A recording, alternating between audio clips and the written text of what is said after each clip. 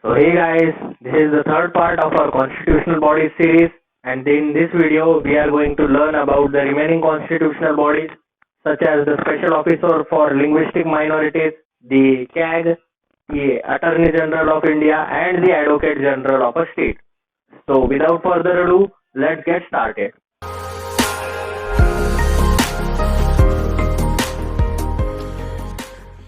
So the first constitutional body which we are going to look into is the Special Officer of Linguistic Minorities.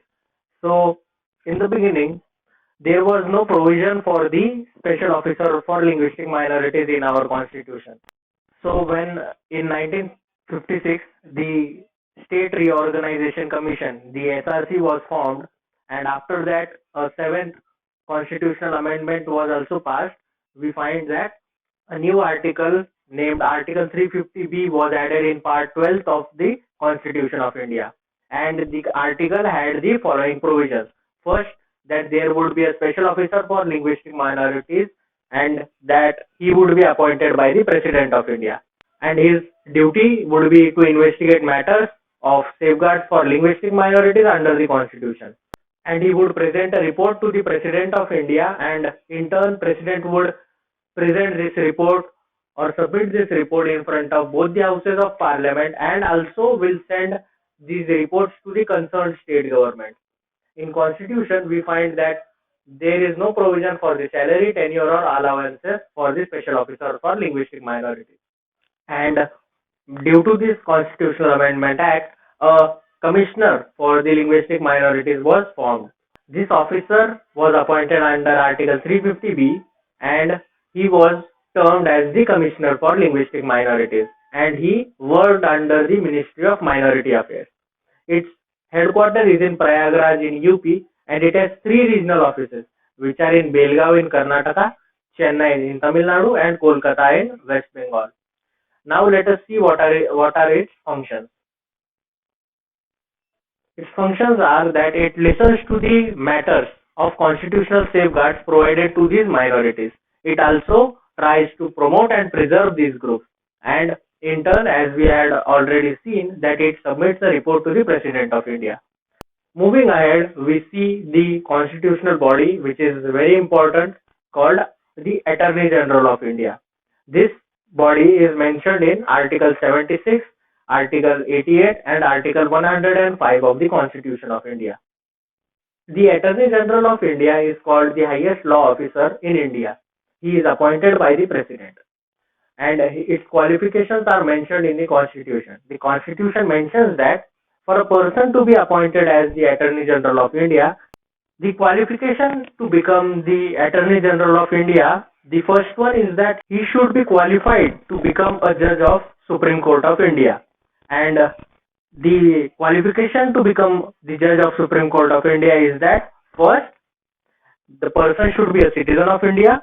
Second, he should at least be working as the judge of a high court for 5 years, or third, he should be working as an advocate in any high court for 10 years, or he should be an eminent jurist in the eyes of the president. Then that person is eligible to become a judge of Supreme Court. And if a person is qualified to become a judge of Supreme Court, he is also qualified to become the Attorney General of India. Now we move ahead to the tenure. We see that tenure is not fixed by the Constitution, and no procedure is also mentioned in the Constitution for his removal. So therefore he holds the office during the pleasure of the President, and he can quit any time by giving the resignation to the President of India. Now we will move ahead and look at what are the functions of the Attorney General of India. First is that he advises the Government of India on various legal matters. Second is that he performs all the legal duties which are assigned to him by the President. As I have already mentioned, he appears on behalf of the Government of India in all cases in the Supreme Court or in the cases in High Court to represent the Government of India. He also takes part in the proceedings of both the houses, and also is a part of joint sitting, but does not have voting right. Please take a note of this thing, that he does not have a voting right. Now he also enjoys all the privileges and immunities which are given to the member of parliament. And one important thing is that there is no bar on his private practice, which means that while he is holding the office of the Attorney General of India, he can also continue his private practice. There are some limitations which are laid on the Attorney General of India. What are those limitations? Let's take a look. He shouldn't advise or hold a brief against the government of India, which means he should not hold a brief or a press conference against government of India. He should not speak anything against the government of India in a press conference or a brief or any conference like that. He should not defend any accused person without prior approval of the government, which means that he has to get prior approval of the government of India while representing an accused person. He shouldn't accept any appointment as a director in any company without the prior approval of government of India. He should not accept the appointment as a director in any company. If he is being appointed as the director or any higher post in any company, he has to take the prior approval of the government of India. And if the government allows him to do that, then he can very well take up that position. But otherwise, he should always consult with the government of India before taking up that position. Now, the last limitation which has been laid upon the Attorney General is that he shouldn't advise in the cases in which he is appearing or advising the government of India. Once again, he shouldn't advise in cases in which he is appearing or advising the government of India. These were all the limitations which are laid upon the Attorney General of India by the Constitution itself. Now we move ahead to the Advocate General of State. Basically, Advocate General of a state is like the Attorney General of India, but only for the various states. If we have to define the Advocate General in a very basic or lucid manner, we can say that he is equivalent to the Attorney General of India, but working for the various state governments. The Advocate General of State, it is mentioned in Article 165 of the Constitution. He is appointed by the governor, and his qualifications are that he should be eligible to become the judge of a high court. And what are the qualifications to become the judge of high court? First, that he should be the citizen of India. Second, he should be holding a judicial office for 10 years. Or third, he should be practicing in any of the high court for 10 years. If he satisfies all these conditions or some of these conditions, then that person is eligible to be appointed as the judge of the high court. And if that person is eligible to be appointed as the judge of the high court, then that person is also eligible to be appointed as the Advocate General of State. Like the Attorney General of the India, his tenure is also not fixed by the Constitution, and he could be removed by the governor anytime. He is the chief law officer of the state. As we have seen, the Attorney General is the chief law officer of the India or the whole country. Advocate General is the chief law officer of the state. He advises the government on legal matters. Also, he is bound to perform all the duties given to him by the governor of the state. Like the Attorney General, he also has the right to participate in the proceedings of both the houses of the parliament. Also, he does not have the right to vote, enjoys all the privileges and immunities of MLAs. Now we move ahead to the last topic of our video, which is Comptroller and Auditor General of India, which is mentioned under Articles 148 to 151. It is also called CAG in short form. Article 148 mentions the Comptroller and Auditor General of India. He is the guardian of public purse and controls the entire financial system of country, which includes the center as well as the state. He is also appointed by the governor.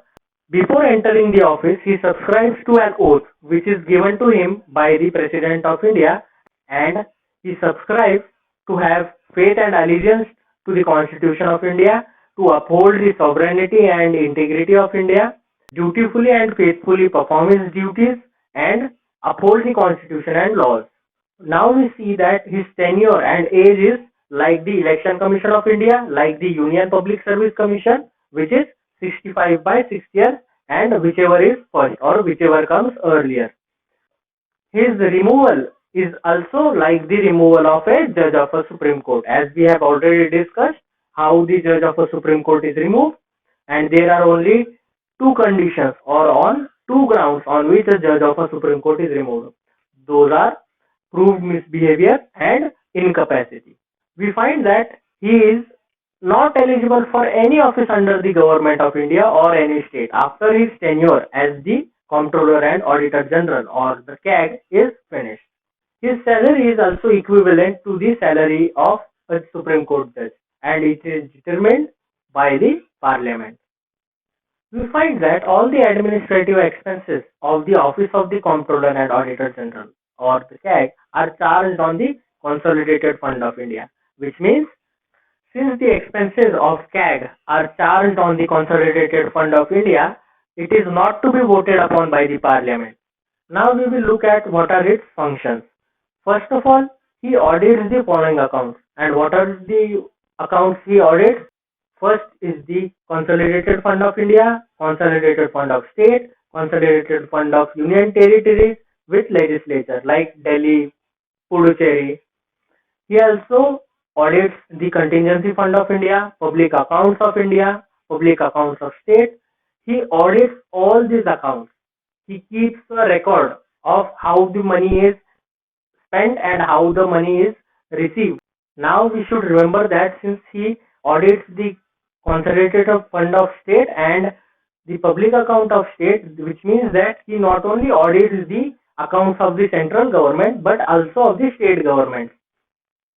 Not only that, he also audits the government companies or the PSUs like the Bharat Heavy Electronics Limited or the ONGC or the companies like these. He also audits these government PSUs. We find that he submits three reports, not one, to the President of India. What are these reports? First report is an report on the appropriation account, second is on the finance account, and third is on the public undertakings. Like all other reports, the President of India submits these reports in front of both the houses of Parliament and later the Public Accounts Committee takes up these reports and tries to re-audit or recheck all the statistics and figures which are mentioned in the report and it also submits the report after its findings to the Parliament of India. He acts as the friend, philosopher and guide of Public Accounts Committee, whom the Comptroller and Auditor General of India or the CAG. One of the limitations which has been laid upon by the Constitution of India on the functioning of the CAG is the expenditure on the functioning of the secret service agencies such as IB and RAW.